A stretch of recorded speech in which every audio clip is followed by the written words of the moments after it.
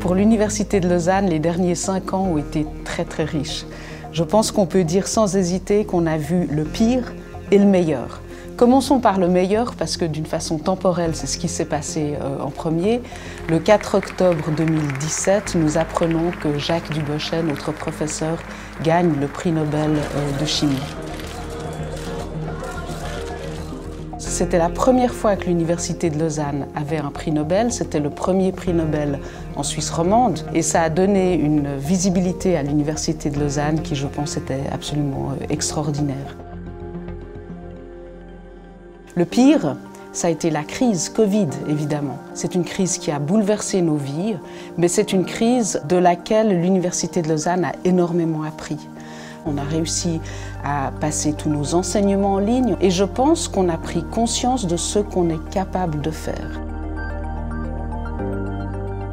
Je pense qu'on est une communauté avec des compétences exceptionnelles et aussi avec une loyauté de la plupart des gens qui travaillent à l'université envers leur institution qui est absolument exceptionnelle.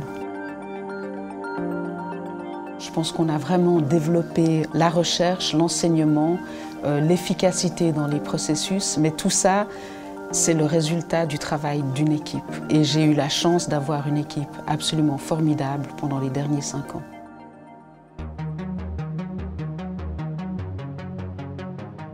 Eh bien, la recherche au cours de ces 5 années, ça a continué de se développer avec de très beaux succès, des prix magnifiques comme celui de John A. Joyce, l'obtention du NCCR microbiome par exemple, et tout ceci malgré la crise du coronavirus. Nous avons créé les centres interdisciplinaires de recherche dont on attend beaucoup de synergie entre facultés, entre disciplines. Mais ma plus grande satisfaction, elle est encore ailleurs. Elle est dans la création du service de soutien à la recherche ou centre de soutien à la recherche qui sera là pour soutenir, inspirer les chercheurs dans les méandres en fait de toutes les contraintes qu'ils ont et qui sont croissantes au niveau de la recherche. On cultive l'international à l'Université de Lausanne. Tout le monde ne part pas, mais on fait aussi venir des gens d'autres universités, de partenaires privilégiés, comme on les appelle. Et nous en avons plusieurs. Je citerai en particulier l'Université de Lancaster. Évidemment que la crise du Covid est passée par là et qu'il faudra peut-être réinventer nos échanges, les faire peut-être moins en présentiel, mais peut-être en plus en virtuel.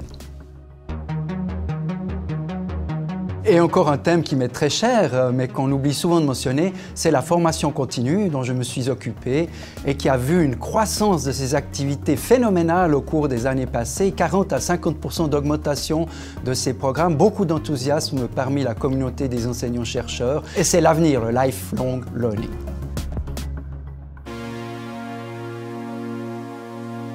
Pour l'enseignement, ces 5 années me font penser à un voyage au long cours sur ce magnifique navire qu'est l'UNIL, avec un fringant équipage à qui va toute ma reconnaissance et des milliers d'étudiants avides de découvertes. Nous voulons les choyer, mais la tempête Covid nous a entraînés dans des contrées inconnues, souvent hostiles. Nous avons dû passer à l'enseignement en ligne, faire des examens aussi en ligne. Nous avons tous et toutes été malmenés, souvent mécontentés, mais nous arrivons à bon port, enrichis de ces aventures et je pense que nous pouvons en être fiers. Pour illustrer cette période, j'ai envie de citer 2 chapitres du journal de bord. Tout d'abord, le soutien apporté par les facultés et les services aux étudiantes et aux étudiants. Les études à temps partiel en sont un exemple et si vous en voulez une belle illustration, voyez Madame Alia Del Ponte, à qui nous avions décerné le prix de l'Université de Lausanne il y a une année. C'est une étudiante de notre faculté des lettres et c'est aussi une athlète de niveau olympique dont les performances sont actuellement éblouissantes. Et le second chapitre du livre de bord, c'est le soutien à l'enseignement lui-même. Et en particulier le déploiement des outils numériques, il a été fortement accéléré par les impératifs liés à la pandémie. Et voilà, maintenant c'est à nous d'en faire un usage réfléchi dans la mesure où cela contribue à améliorer notre offre aux étudiantes et aux étudiants. Donc pendant la période 2016-2021, le soutien à la relève a été un élément extrêmement important de mon dicaster.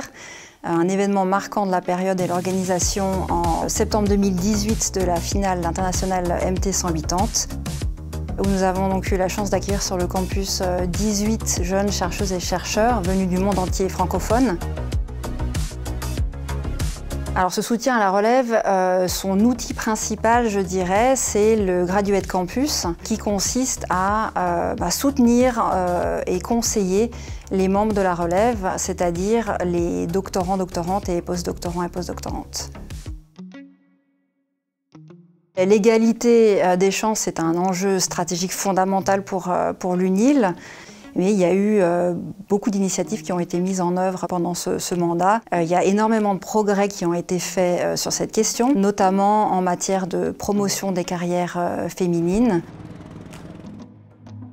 L'Université de Lausanne, c'est également un lieu de vie, un lieu d'échange, et c'est quelque chose dont nous avons tenu compte pendant ce mandat, notamment au sein de mon dicaster, avec la création de ce nouveau service, Culture et médiation scientifique, qui visait à mieux exploiter les interactions entre art et sciences et à porter la politique institutionnelle en matière de contribution de l'UNIL à la société.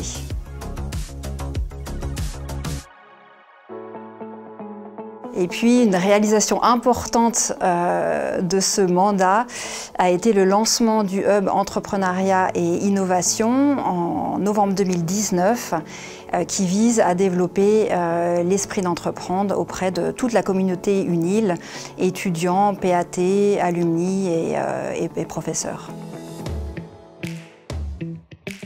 L'UNIL a accueilli les Jeux Olympiques de la jeunesse, on a l'impression que c'était il y a très longtemps, mais c'était juste avant la pandémie, heureusement.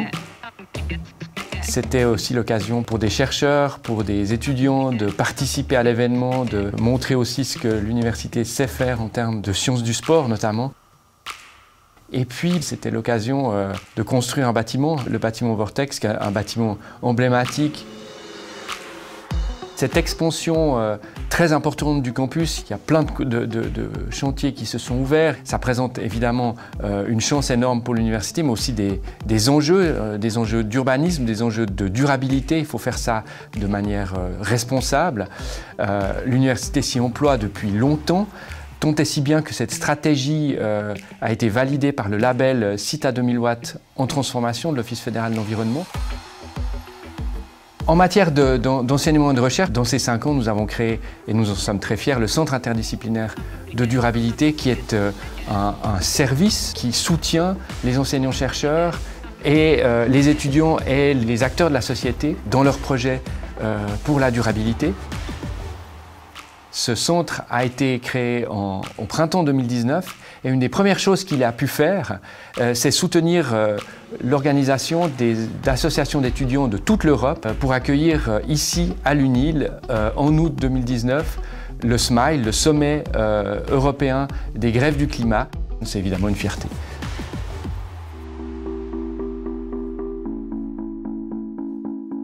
La principale richesse de l'université, ce sont ses ressources et d'abord, bien sûr, les collaborateurs et les collaboratrices.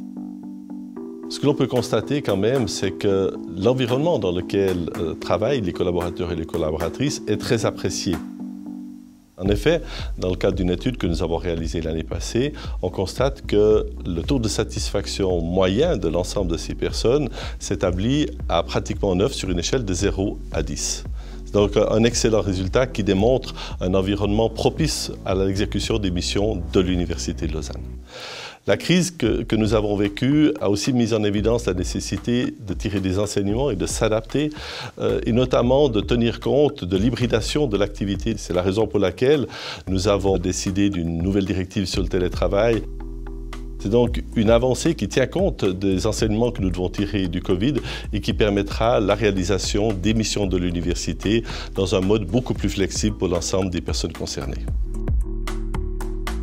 L'université veille à ce que l'environnement dans lequel les personnes travaillent soit un environnement qui soit respectueux et non discriminatoire. C'est dans ce sens que nous avons développé un dispositif important pour lutter contre toute forme de sexisme et de harcèlement. Finalement, Pour exercer l'ensemble de ces missions, l'université a besoin de moyens financiers. Durant ces 5 dernières années, le budget de l'université, grâce aux subventions octroyées par les collectivités publiques, a augmenté de plus de 50 millions, soit à peu près une augmentation d'environ 10%. La gestion financière, c'est aussi la responsabilité et la durabilité. Dans le cadre de la gestion des fonds dont l'université est responsable, nous avons mis en place une charte des investissements responsables qui tient compte de l'ensemble des critères ESG dans la gestion globale de ces moyens-là. Cette charte des investissements responsables que nous appliquons sur la gestion de nos propres fonds a aussi été reprise dans une logique partenariale avec la Banque cantonale vaudoise sur l'ensemble des fonds qu'elle gère.